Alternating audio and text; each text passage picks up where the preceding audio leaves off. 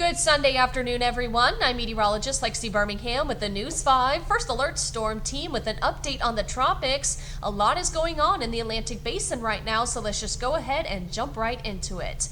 Well, the big story has, of course, been Beryl going from a tropical storm to a major Category 4 hurricane over the last 36 to 48 hours. Right now, it has maximum sustained winds of 130 miles per hour, moving to the west-northwest at 18 miles per hour. It is expected to impact the Windward Islands by early tomorrow morning as a major Category 4 hurricane. Hurricane warnings are in place for those islands, such as Barbados, St. Lucia, and St. Vincent, just to name a few. Now, as it continues to move into the Caribbean, we'll start to slowly see this weekend, but it will maintain Category 3 strength at least through Monday and Tuesday. Now, as it approaches Jamaica and the Yucatan Peninsula, we'll begin to start to see the system rapidly weaken, going from a Category 2 Wednesday afternoon back down to a tropical storm as it moves over the Yucatan Peninsula and into the southern Gulf of Mexico.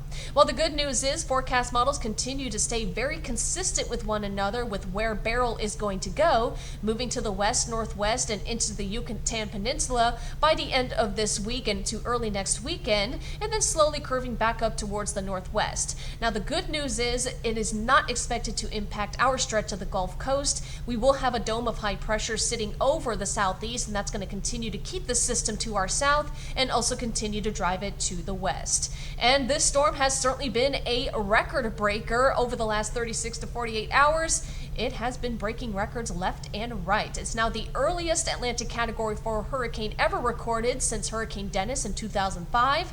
It's the strongest June hurricane on record, beating out Hurricane Audrey set back in 1957. It's now the first June major hurricane to be ever observed east of the Antilles or the Windward Islands, and it's also the farthest east hurricane ever observed in June. The last one was set back in 1933. Well, on top of Hurricane Beryl, we now have Tropical Depression 3 currently located in the southern Gulf of Mexico, maximum sustained winds of 35 miles per hour. And we very well could see this become a very short-lived tropical storm by early tomorrow morning. Now, this too is tracking to the west and is not expected to impact our stretch of the Gulf Coast. If it does become a tropical storm, the next name on the list will be Chris. You can always head on over to WKRG.com for the latest updates. That's also where you can find our interactive hurricane map room, and you can also download a digital copy of our 2024 Hurricane Guide.